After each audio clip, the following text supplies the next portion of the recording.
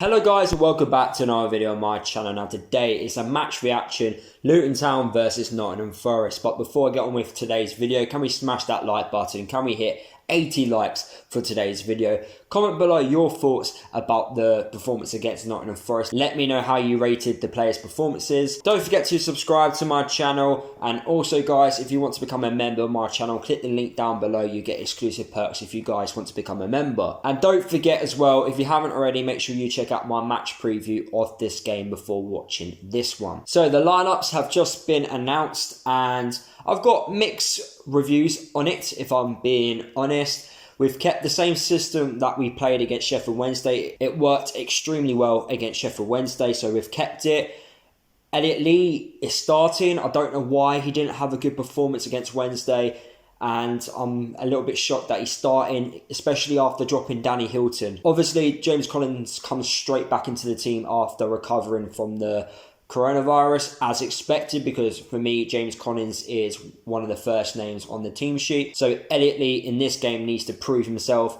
I'm loving the fact that Dewsbury Hall is starting. I really liked him against Sheffield Wednesday, and also Lockyer as well at the back. However though, Nottingham Forest still have a very strong squad. They've got Lolly, Knockard, Lar Taylor knows how to score against Luton. He always scores against Luton, so we need to make sure that we do not allow him to score this time round. Also, Nathan Jones used to be assistant manager to Houghton back when they were both at Brighton, so obviously there's a little bit of history there between Houghton and Nathan Jones. So can Nathan Jones get one up against his former boss? Hopefully we'll find out after today's game. My score prediction for this game is 1-1. I believe we can get something from this game, but I just don't think we can get the 3 points. But hopefully Luton can prove me wrong and get the 3 points. But anyway, those are my pre-match thoughts. Fingers crossed, I'm saying that Luton are winning at half-time. So it's currently 1-0 to Luton at half-time, and I don't think it's been a bad first half performance. I felt we should have had a penalty after, I think it was after 20 minutes. The player had his arm up here. I think that's an unnatural position to have your arm, and I do think we should have got a penalty. Some people may disagree with me on that, but I felt we shouldn't have had a penalty. If that was a Luton player doing it, I would have expected the other team to get a penalty as well. So it works both ways for me. So yeah, I thought we should have had a penalty after 20 minutes, but I'm glad that we did score through Glenn Ray. Not many chances have been created by both teams. You know, it hasn't been an exciting game, I would say, so far. Both keepers haven't had to make any saves, to be honest. Regarding Nottingham Forest's sending off, I do think it's a red card. I felt, although the player didn't make too much contact to Martin Craney, I felt the studs were up, and in today's game you can't do that. You can't put your studs up. The studs were by his ankle. I do think it's dangerous play. I understand that he didn't touch him. Well, I understand that there wasn't much contact, but I do understand that there's some intent with his challenge, and he is harming Martin Craney. Even though he doesn't touch him that much, if he did, it could have broken Martin Craney's ankle. So for me, it's definitely a sending off. And if that was a Luton player doing it, then I would say it's a sending off as well. I don't think Elliot Lee's doing too much in the first half. I did say before the game started, I don't know why he's starting the game, so he needs to improve in the second. Regarding on what Luton need to do in the second half, we need to create more chances. We need to push for that second goal. Shouldn't be dropping points now at home to a team which has 10 men. So fingers crossed in the second half we get that second goal and we create more chances, because that's what we need to do. And that's full time. I'm very disappointed with that second half performance. It came out like we just thought the game was already won, if I'm being honest. Glenn Ray, I know he scored the goal. The goal which we conceded was his fault.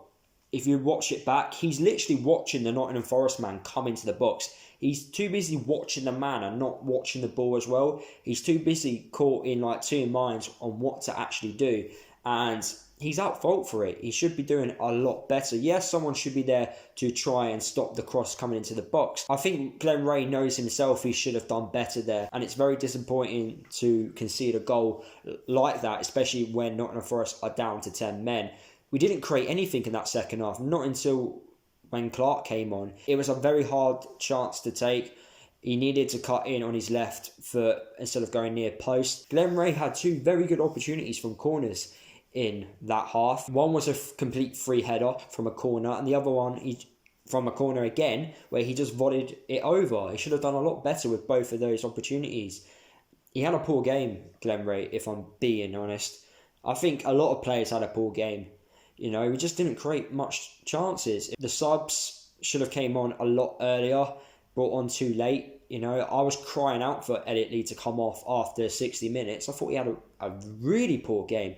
And if he starts against Brentford, I'll be asking questions to Nathan Jones, because I don't understand why he's starting. What is he doing which is granting him a starting place in the team? I'm not understanding it. So I'm very disappointed with that second half performance. We all knew Nottingham Forest were going to come out and try and get a goal. They've done really well, if I'm being honest. I think a draw is a fair result. I thought the way they put pressure on our back line was very good. You know, they made us move the ball about quicker than what we actually wanted to. And fair play to them. They stayed in the game as long as they could. And they did, and they got what they deserved, which was a goal. They did deserve something from the game, because we weren't good enough to win that. You can't turn up like that in the second half and expect to win the game. It's very poor. We needed to create more opportunities. There's been a debate so far this season that we don't create enough opportunities, but then some games we do, some games we don't. And today, it was another game where we just didn't create enough, and we need to create more opportunities. Yes, Glenn Ray had 3, and he scored one of the 3. Should have done better with the others. Did James Collins have an opportunity today? No, he's our striker. You know, he needs to be having opportunities. If you look at the last 3 games, how many opportunities have our strikers had at goal? 1, and that was Danny Hilton against Sheffield Wednesday. That's not good enough. So something needs to be sorted there. But anyway, guys, that is the end of today's video. Here are my thoughts about the 1-1 draw to Nottingham Forest. I did predict a 1-1 prediction before the game started, but it's not the point though, is it? I'd rather lose my predictions so Luton can win, but it weren't meant to be. But if you did enjoy today's video, make sure you drop a like, comment down below your thoughts about this game against Nottingham Forest, subscribe to the channel if you are new, don't forget to follow me across all my social media if you haven't done already, and I'll see you guys in the next video.